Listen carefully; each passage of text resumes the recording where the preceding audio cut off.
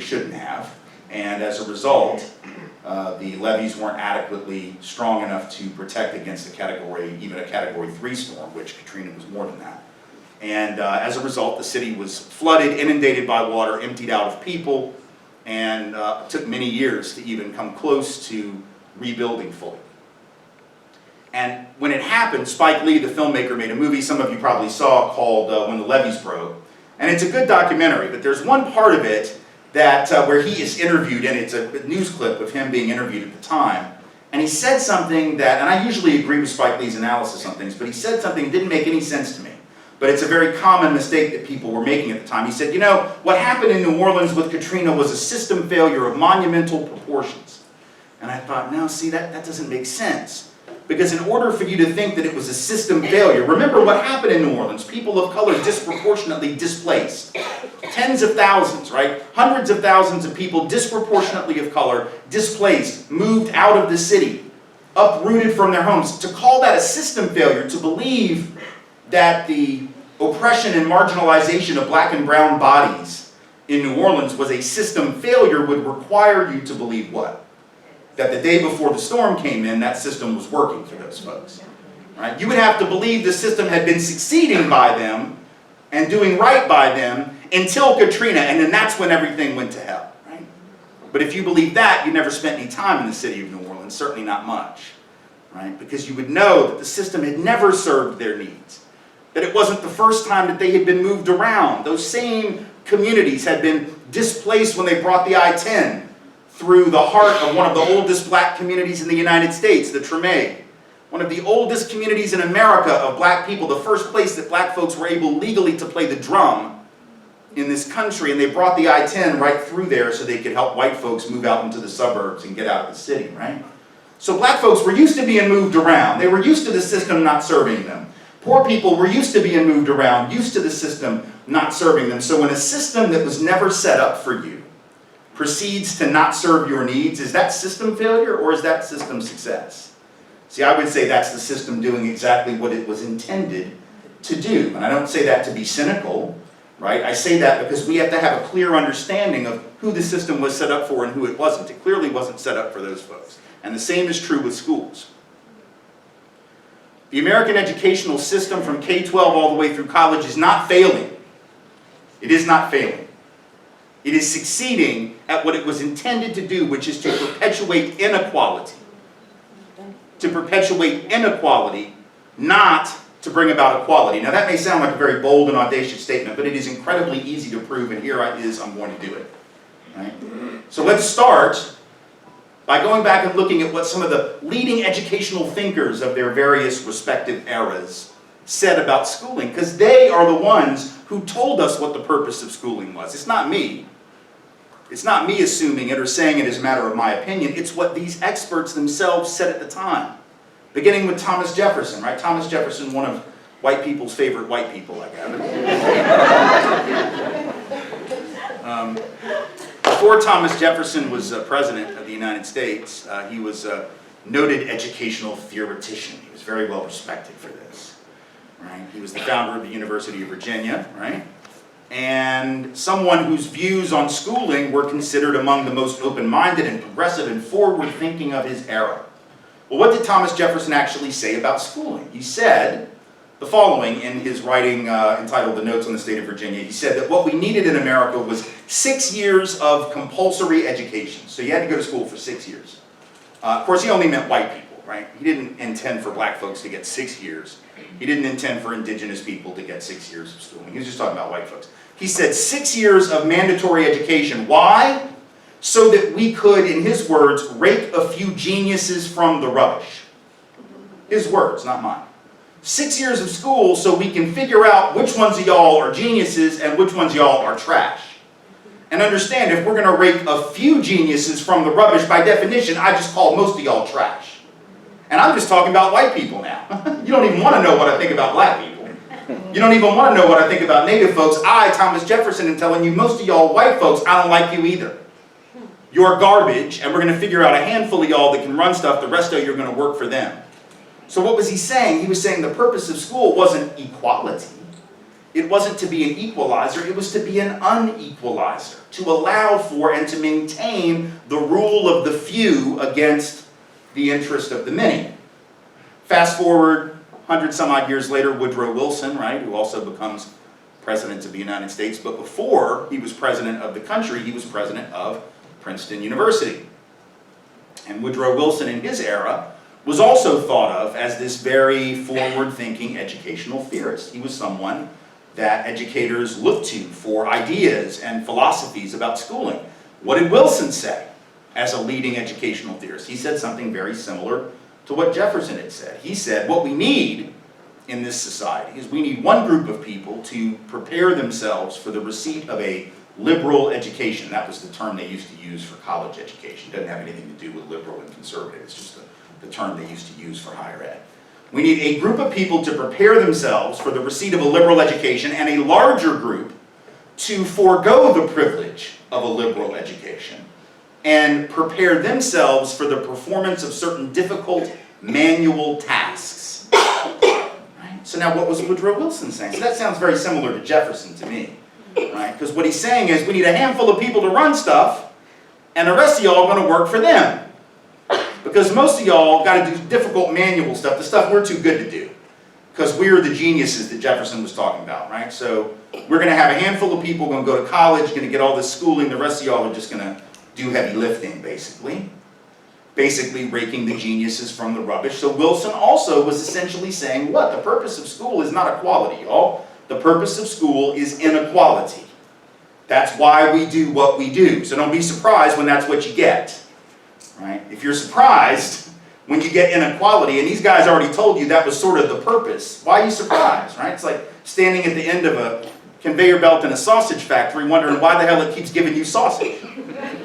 Like if you're at the end of the conveyor belt and you're like, where are my chicken nuggets? You clearly did not read the sign, fool. Go back outside, read the sign. It says sausage. Expect sausage. Sausage is sort of what it does, right?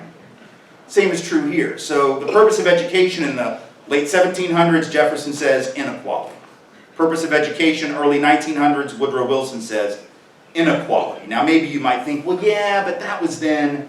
Surely things have changed. Surely we've become more enlightened. It isn't about inequality anymore. We've had the civil rights movement. We've had the war on poverty. We obviously have a more enlightened attitude toward these things. Well, let's think about that. So fast forward now to 2001, and I remember sitting one Sunday, I was watching the Sunday talk shows, and they had William Bennett, who used to be the Secretary of Education under Ronald Reagan. Until recently, he was, I should point out, until recently, the worst Secretary of Education. But you know, records are meant to be broken. So he's still hanging tight at number 2, but he is decidedly now number 2. And William Bennett is on the Sunday talk show. Why? Because at that time, education was a big thing in the news. George W. Bush had been elected. They had just passed the No Child Left Behind Act, which was the big signature education reform bill that was passed under Bush. And so they got Bill Bennett on to talk about education. And they asked him, they said, Secretary Bennett, what do you think the biggest problem in American education is today? That's a big question, right? I mean, it is. It's a weighty question. It's the kind of question that if you ask me that on national television, I might be like, you know, can we take a commercial break and maybe come back in 2 minutes? Because I sort of want to think about it. You know, I don't want to screw that one up. I don't want to give you a bad answer, right? So I want to give you a good answer. So let's take a break. But Bill Bennett, boy, he didn't need a break. He was confident. He knew the answer, right? William Bennett knows exactly what's wrong with American education. So without even taking a break or a breath or a sip of water, Bill Bennett looks right in the eye of the interviewer and says, well, that's easy. The biggest problem with American education today is, drum roll please, too many people are going to college. Now here's the thing. I was in a really good mood that morning. I was feeling somewhat ecumenical, even toward William Bennett.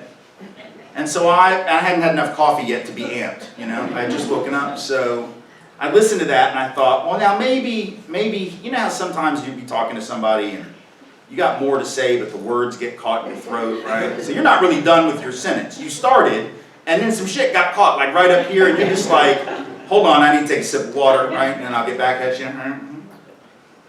So I thought maybe that was Bill Bennett's problem. I thought maybe Bill Bennett had more to say, right? So when he said too many people are going to college, maybe there was like an internal ellipses in there, you know, that ... thing, right? And what he meant to say was there are too many people going to college ... who can't afford it because it's too expensive. That would have been perfectly acceptable as an answer, right? Or maybe he meant to say there are too many people going to college ... who aren't adequately prepared because we've under-resourced our K-12 schools. That would have been perfectly acceptable as an answer as well. But yeah, there was none of that. There was no internal ellipsis in Bill Bennett's thinking. There was no M-dash, no comma, no semicolon, no nothing, just a period at the end of the sentence, you understand? He was done. He was done. He said, too many people going to college, that's all I got, period, I'm done. And that's when I realized something. Oh, wait a minute, now, who's he talking about then? Because when you say too many people are, who are you talking about, right? Who's going that ought not be going? Are you talking about the rich and mediocre children of rich and mediocre parents who themselves were the children of rich and mediocre parents going back multiple generations of wealthy mediocrity? Because I've known a lot of rich and mediocre people. They used to line the halls at Harvard University and the lawns at Harvard and Princeton and Yale. It used to be, back when those schools were only open to rich, white, Protestant males from the Northeast, you could go and didn't even have to go to class.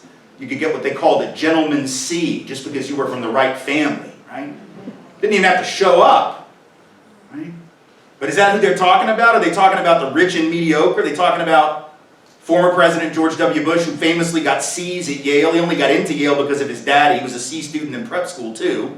And then he goes to Yale and he gets C's. And then he gets into Harvard Business School where he gets C's. And then he becomes president, goes back to Yale to give the commencement address and brags about how he was a C student, but no biggie, you can still become the president. Because that's the example you want to set for young people, right? Just screw school, right? Imagine if President Obama had done that, like gone back and said, don't worry about it, students, you can be a C student, right? But, oh, the dude from Texas did it, so it's funny, right? It's okay. Of course, George W. Bush isn't really from Texas, he's from Connecticut. That's just a little side note you might want to know. Not really from Texas, the accent isn't real. Family's from Connecticut, y'all. That's not even in the notes. I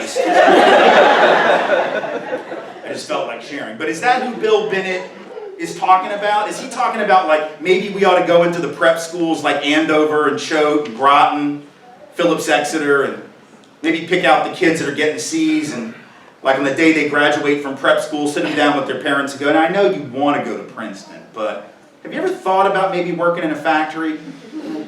I think maybe you'd like, maybe minimum wage job. Does that sound good? Because it seems to me you're not a very serious student. So maybe that's what you need to do. We never do that, right?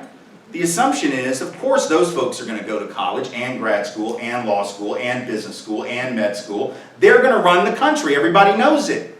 Doesn't matter whether they were smart or not. Doesn't matter what their grades were. Doesn't matter if they showed up to class, right? They are taken for granted as college material. So when Bill Bennett says too many people are going to college, he ain't talking about them. Who's he talking about? Who's left? The only folks whose presence in college hasn't historically been taken for granted. Who are they? Working class folks and lower income folks who historically certainly wouldn't have had access, and people of color who disproportionately didn't have access. So even without saying it, that's what he just said. Too many of those people are showing up who ought not be. It's the logic of the slave owner, y'all. Because what was the logic of the slave owner? The logic of the slave owner was if they all learned to read, who in the world is going to pick this cotton? Because if they all learn to read, they'll think they're too good to pick cotton. The modern day equivalent of that is if they all go to college, who's going to pick up the garbage at my house on Wednesday? Right? Because if you get a college degree, you'll think you're too good to work in the maintenance engineering department of your local community. Right? You're too good for that. Who's going to change the bedpans at the hospital if they get a college degree? Who's going to change the sheets in my hotel tonight? Right?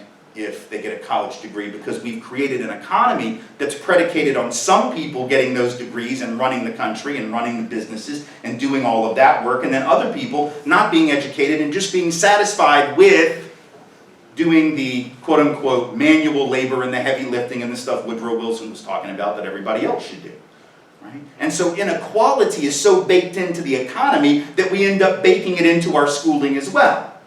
And so Bill Bennett's nervous, right? Because now too many people are going to go to college. It's going to upset that. And you know this, you've got to know that the purpose, even without Bill Bennett's comment, even without Thomas Jefferson, without Woodrow Wilson, you know if you've been in school for more than a minute in this country, you know the purpose is inequality. Because what do? And we do it more so than any country on earth. We take unstandardized students from unstandardized backgrounds, unstandardized families, living in unstandardized neighborhoods with unstandardized economic resources, going to unstandardized schools with unstandardized teacher preparation and unstandardized resources, and we give them standardized tests. And then we act like that is going to produce legitimate and fair outcomes. Giving standardized tests to profoundly unstandardized people, and then if you win, you win, if you lose, too bad. Right? So clearly it's not about creating equity. Standardized tests on unstandardized students is about producing inequity, especially when we know that the single most highly correlated factor with success on standardized tests, you know what it is? Your zip code. What does that mean? Well, your zip code is reflective of how much money you have and where you can live. Right? So if your zip code is the #1 most highly correlated factor with how you do on those tests, not the only factor, but it's the single most highly correlated factor,